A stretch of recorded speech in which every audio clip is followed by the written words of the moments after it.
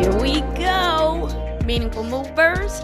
Welcome back to Move With Me, the podcast where actions have meaning, words have meaning, and we open up the conversations to discover what's your next move. I'm your host, Krystal.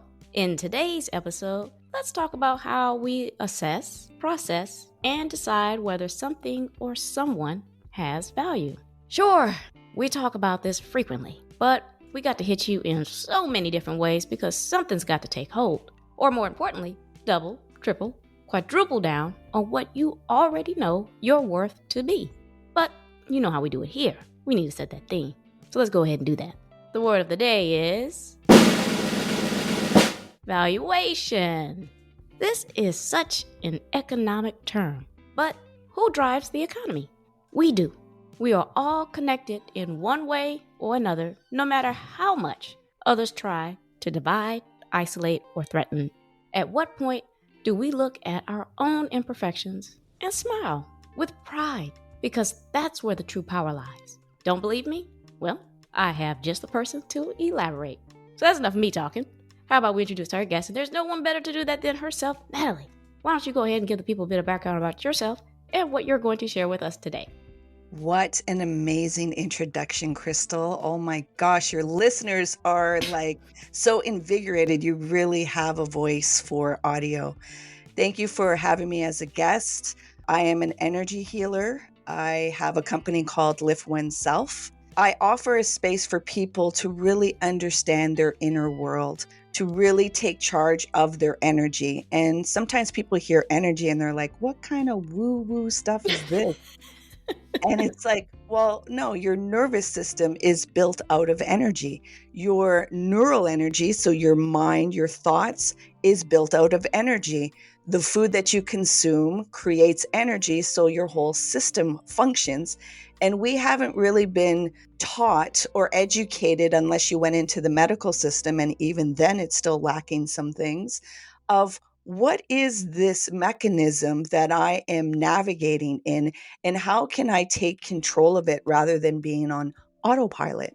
So I help people to come out of that autopilot and not just drive an automatic car. I want you to drive a stick shift standard car and be able to move those gears. At times be on that freeway, but also be in the country roads. Find what works for you and where you are with your energy, and reminding you that your best is always going to change. So as you said, the word of the day is valuation. You continuously have to do a check-in with yourself to evaluate, where is my capacity of energy? What can I give in this situation with these people, with these responsibilities? And just be honest with that. Tell your truth to yourself. It doesn't mean tell your truth to everybody else.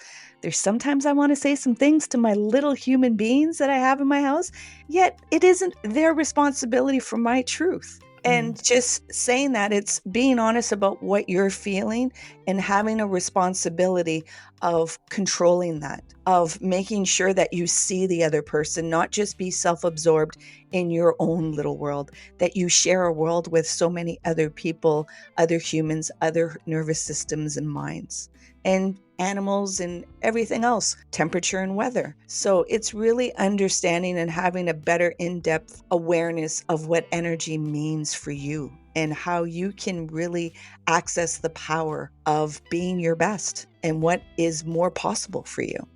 Okay. Your intro was great too. What you talking about? I mean, that was good. When we talk about energy, it's, like you're right, it's very off-putting because we don't hear it enough. It's not in the now. Yeah. Your analogies were great. The stick shift, okay now. Yeah, we got to put the work in. We got to really understand how we work. That kind of leads me into your mantra. Process your shit. Yes. Tell me about it. Well, processing your shit is, everybody wants a garden that is lush with fruits, yet you have to remember, to have a lush garden with fruits, you need to have manure. And all of us have manure in life. Life is impermanent. There's things that are going to die. There's things that are going to fall off. Our mind would like it that everything stays the same. And that's just not how life is. And that's where we can trip into the suffering. Unfortunately, we haven't been taught to how to process our big emotions and to really feel them, not just logically say, oh, yeah, I dealt with that. really embody that and let it process through and feel those feelings and listen to what it's trying to tell you. And the biggest one is anger, especially Mm-hmm. for women. We're told, you're not allowed to be angry. Do not have that. And then we get stereotyped. We've all been indoctrinated by culture, society of what we are to look like in standards. So to have to fight through those belief systems and actually feel safe of feeling these emotions, it takes work. It takes processing the shit. That's why I call it just literally like that.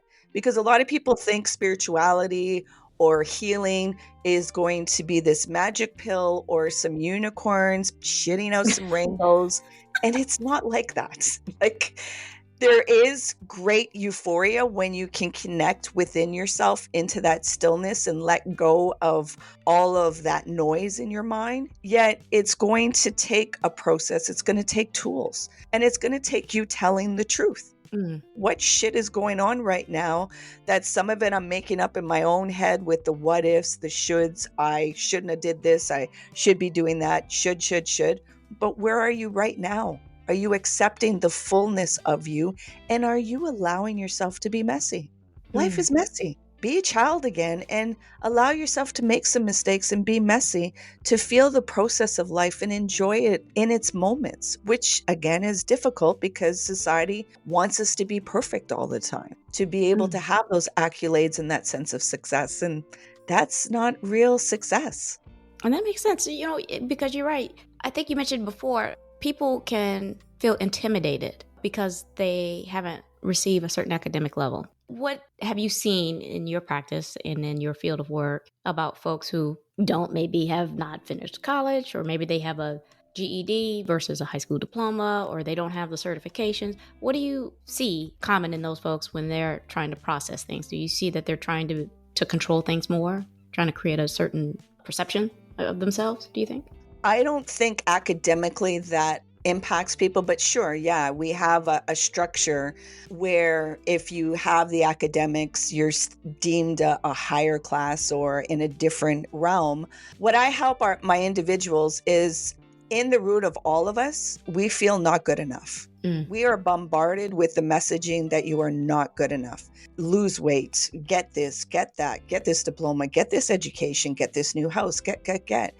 Have you inquired to find out what your skills are? And sometimes it doesn't need an academic level to bring forth your skills. There's certain professions, yes, you need an academic level. Like, I would want a doctor that is doing surgery on me to have gone through the academics and the education to be sure that they understand the concept. However, unfortunately, especially in North America, we have made it that if you're not going to college or university, you're not doing anything with your life, which is a bunch of bull. Yep. And it's like, okay, well, what are your skills? And to always reinforce, like, right now in your breath, I want to let you know you're good enough. You are appreciated just as you are. And if that signals something like, no, I don't believe you, or I still have work to do, sure, we all still have work to do. Yet you are appreciated as you are. And if that is inclining you to say that I have more work to do, then find that work so that you can feel better about yourself and you can feel a sense of fulfillment. It takes a lot to break down that belief system of, if I'm not doing A, B, or C in the academic world, then I don't have a sense of belonging in this world, which I'm here to say that's a bunch of crap. Yeah, I agree with that 100%. I really wanted to bring that up because I don't care. And I feel that when I'm around others who don't have a degree, they may be thinking that I'm thinking that way about them. And I'm not. I look at everyone and I'm like, you guys have so much value that I don't have, so much lived experience that I don't have, so much encouragement and inspiration. I mean, I'm serious. I was going through something one time and it didn't matter. I was in so much pain. I was like, I don't even want to be here anymore. I had to go to one of my homegirls and she was just talking to me like, you got this. You got this. And it's just like, thank you. Because you bring some kind of light to this world, and you don't need to have these other things defining you, what other people will define you as. You're a really good person. And I wanted to make sure that I wanted to hear you speak on that, because I just think that there's too much judgment on that area. I want to just slide in there. I want to thank you for revealing your vulnerability. Suicidal ideation is not talked about enough, and a lot of people suffer in silence, and they don't have that friend that they feel safe to be able to talk to so that they can help shift their perception and allow them to see themselves, not the burden that they're putting on themselves. So thank you for that vulnerability, Krystal. It's really appreciated. And like your podcast says, you're moving with meaning. So you're really wanting to encourage people to feel the best about themselves in there. Thank you. I appreciate that too. I appreciate you. So you mentioned energy, and you also mentioned, or maybe you didn't yet, but mess, and I'm going to translate that into trauma, right? Mm-hmm. Mm-hmm. And so how do we redefine trauma as energy to give it positive connotation? How do we do that? Well, you see, trauma is a big word, and it's a big buzzword that's being said right now. How I would define it for people is, instead of using the word trauma, use energy. We all know if energy gets stuck somewhere, it just starts to implode and build up until whatever is holding it cannot take no more. And so a lot of times people think trauma is the actual event, and it isn't, because every person processes an event differently and comes out of it differently.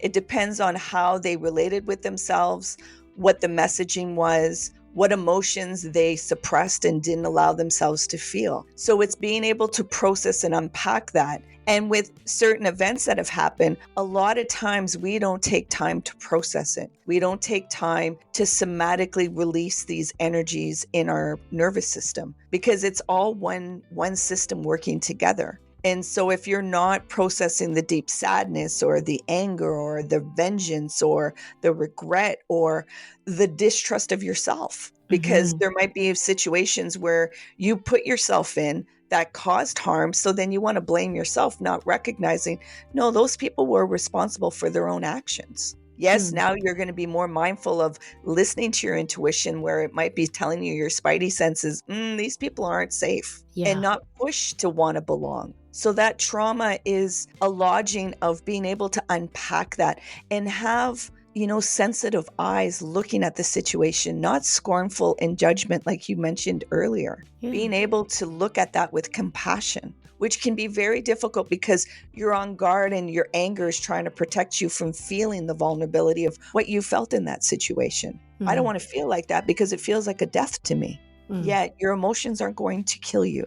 It's going to be uncomfortable and it's going to feel like shit. Yet there'll be a release where you're like, oh, I didn't know I could relate with myself this way. I didn't know I could come back into my body this way. Yeah. But it's a process. That's so interesting. You have so many statements that are just singing to me. This one was literally almost an out-of-body experience, but within yourself and looking at yourself, like you said, I'm a vessel and I'm processing something that I've gone through. And you're right, the reaction on how we deal with that can manifest in various different ways. And so we can't categorize and compartmentalize ourselves with others, but we can sympathize and empathize. I love how you mentioned to basically show the impurity as purity. Can you elaborate a little bit on that one?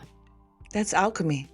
It's alchemy. And it's, if you've ever read The Journey's Hero, it's really recognizing that there's going to be impurities in our life, yet we can process it and turn it into gold. So the statement, hurt people. It's recognizing, okay, I've been hurt, yet is this what I want to really relay back to somebody? Do I want to take that vengeance? Or am I going to take a responsibility of showing up of who I want to be? Not allowing my feelings and emotions to take control of my actions, to allow them to be felt and expressed, yet to still take command of how I'm going to show up with that.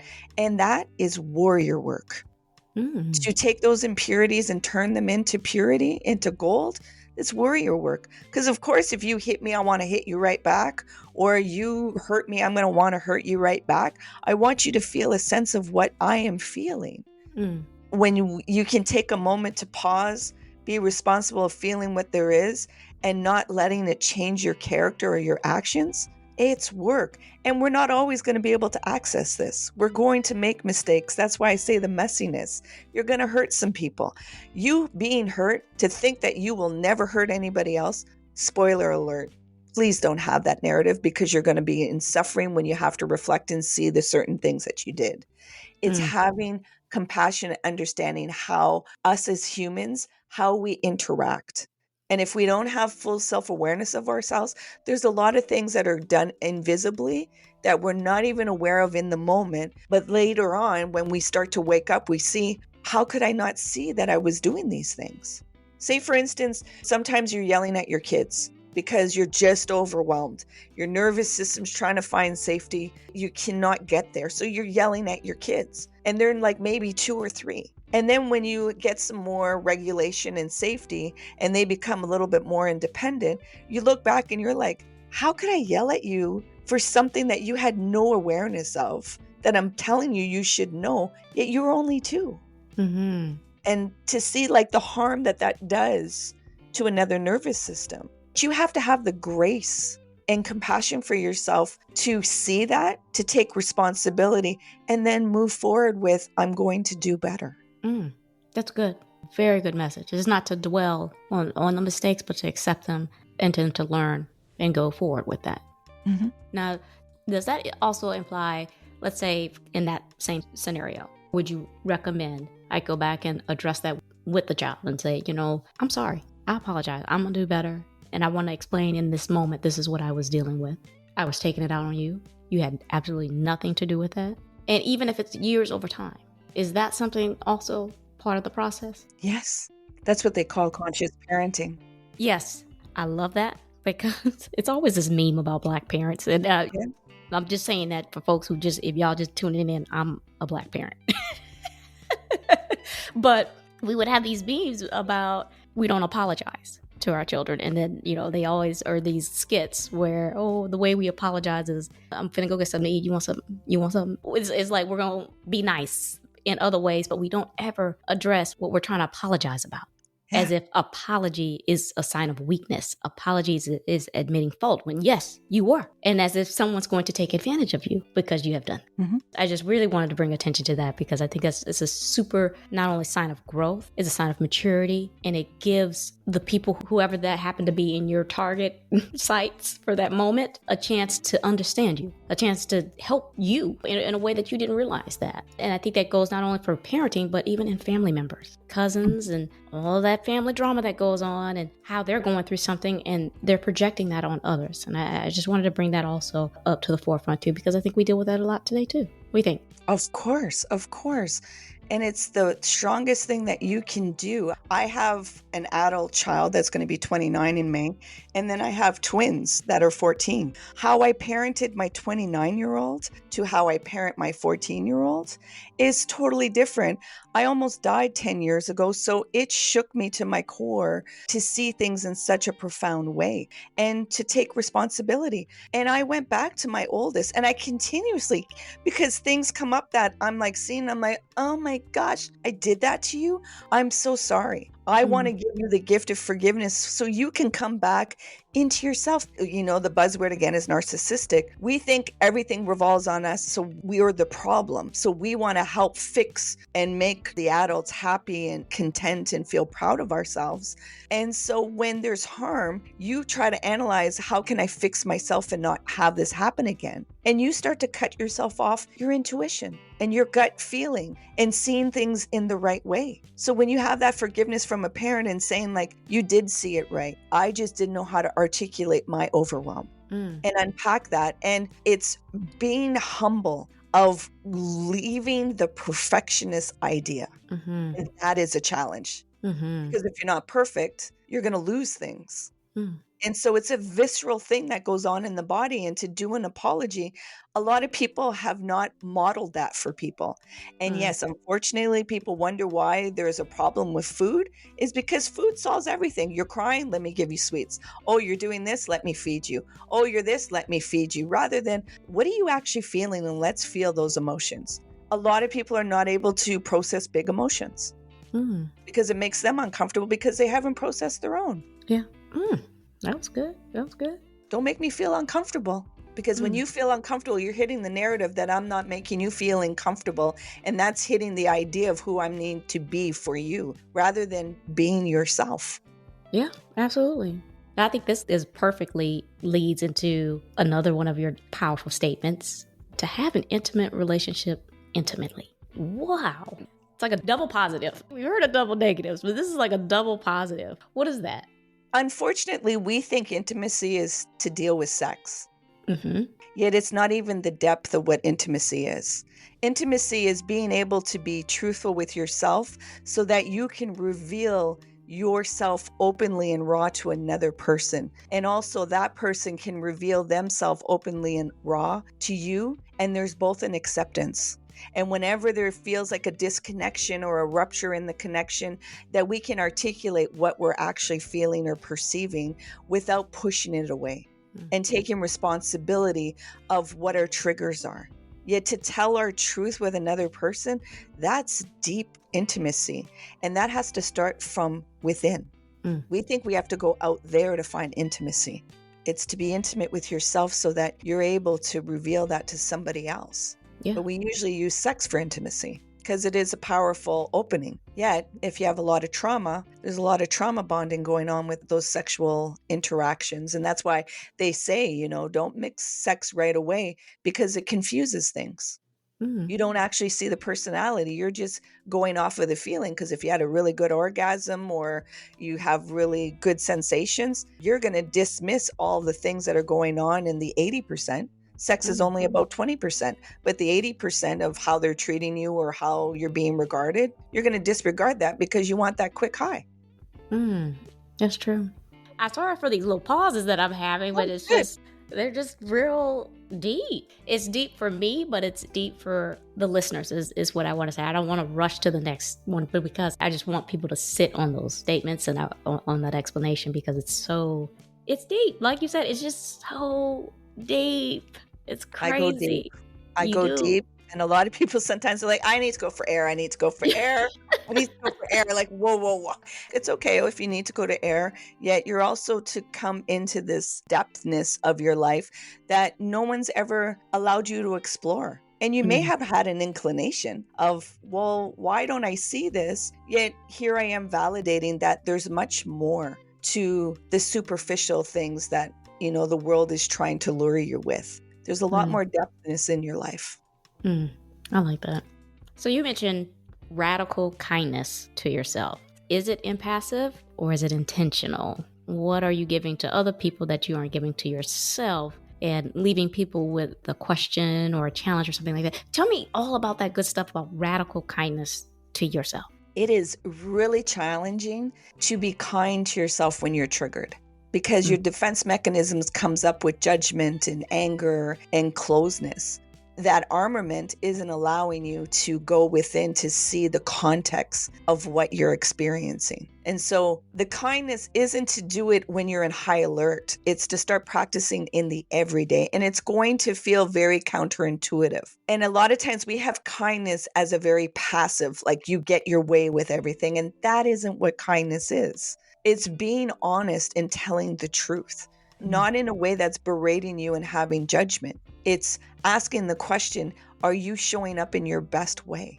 Are you accepting the whole of you?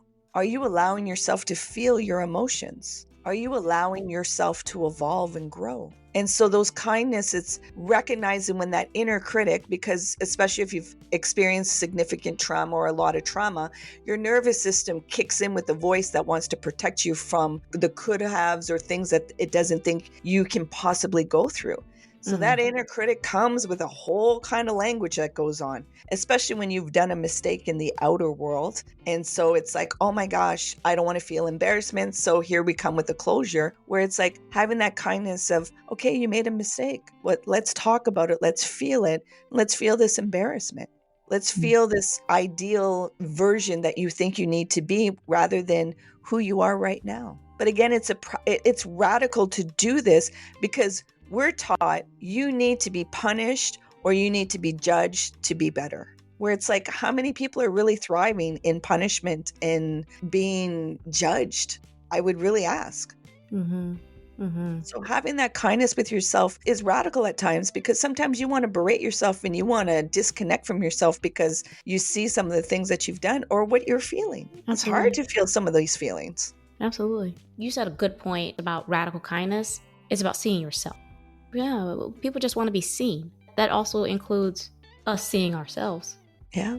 Tell me a little bit about what you mean about people wanting to be seen, because that's how I interpret it at first was, okay, she's all about being seen to yourself. What about being seen on the outside, others noticing us? Like, is that something that is also important? Of course. That's how humans have evolved, because we want to connect and we want to be seen. Yet in that being seen, a lot of us put masks. We're not even being our authentic self. And when I say a mask, it's like, okay, I got to look professional, or I got to look like an altogether athlete, or I got to look like I'm this or that. You can only hold up that mask for so long before it starts to crumble. Or you have that mask and inside it feels like such destruction, because it's like, that's not even who I really am. And I don't think I can be that person in front of them, because they're not going to want to be around me. They're going to disconnect. And we need a sense of belonging. We need a tribe to survive. We don't do it individually. We have not come this far by just being in silos and just doing it ourselves. We have to be in a group. And that's what community and villages are. Yet that deep sense of being seen, like, can you see me in my raw truth? Some people can be that way. Like, a lot of people will admire those that don't care about the way they dress, the way their hair is. They're just moving freely. And it's like, how do you get there? Well, you get there by going inwards and getting into what is the belief systems you've created for yourself. What is the traumas that are making you select safety over authenticity? Because you will always select safety before being authentic. Always. Because your biology is like, listen, we got to be safe in this world. And you haven't shown me that there's safety within myself. Because you always keep looking for it on the outside, rather than reprogramming your nervous system that you find the tools to regulate and find safety within you and to be in the uncertainty. That's why so many people go into abusive relationships or become addicted to certain things, because they want to feel seen, but they don't know even how to deal with the pain that's inside. And they don't even know how to relate with themselves, because they've been told that version is not good enough. Very true. In so many different ways as well. It doesn't always come out exactly like that. Yeah. It's interpretive. Sometimes it's very direct. I know with mine, it was a mix of both. Yeah, it's amazing how much power that can hold on you if you don't do the work. I love the warrior work statement. So I'm telling you, we got too many buzzwords, too many hashtags going on in here. So you gave us a whole lot of. So tell me, you got some tools. And there's a reason it's called practice. So tell me about some tools that you advise and why it's called practice. Let's take 30 seconds right now, Krystal. And like we did before starting this conversation, we anchored into our breath. So I'm going to invite the listeners, as long as you're not driving or doing something that requires focus, even if you do, if you can, close your eyes. If you cannot, just follow the prompts. I'm going to ask you to bring your awareness to your breath. And I'm going to ask you to breathe through your nose only, if you can. And if you can't, then breathe through your mouth. Bring your awareness of watching your breath. And just don't try to control it. Just watch your breath and drop into your breath. And if there's sensations or feelings coming up, you can feel that, yet still stay with your breath. And allow there to be a drop in and a release.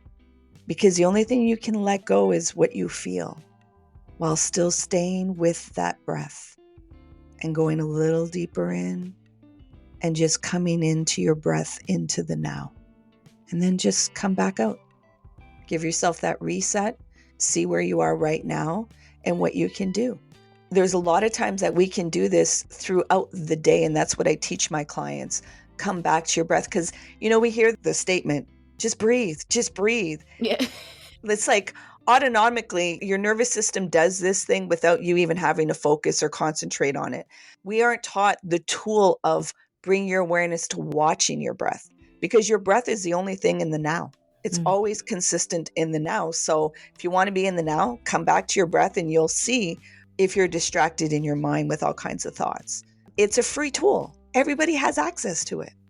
But we're not taught about this empowerment of this tool to regulate our nervous system. We're not taught about our nervous system. And that's a word that I'm bringing into the everyday. And I know a lot of people are like, you're going to lose your audience. They're not going to want to understand. And it's like, it's a vehicle you're driving in all the time. Mm-hmm. So anchor into your breath. Be able to take time to journal, to write out your thoughts, your emotions, what's going on internally. Again, the word of the day, evaluation. Journaling allows you to evaluate your energy, what's going right, what's going wrong, and to see yourself, to be able to see all the parts, because we have shadow work. We have things that hide in the shadow because they don't feel pretty enough or safe enough to be revealed to our light of awareness. And that's our work, to look into the shadows of our lives, of ourselves, to allow safety to let these things come out and come into the light so that they're not hijacking our behavior and our thoughts. And this third tip I would give people, dance. Dance, please. To any kind of music, slow music, fast music, dancehall, reggae, jazz, punk, rock, techno, heavy metal.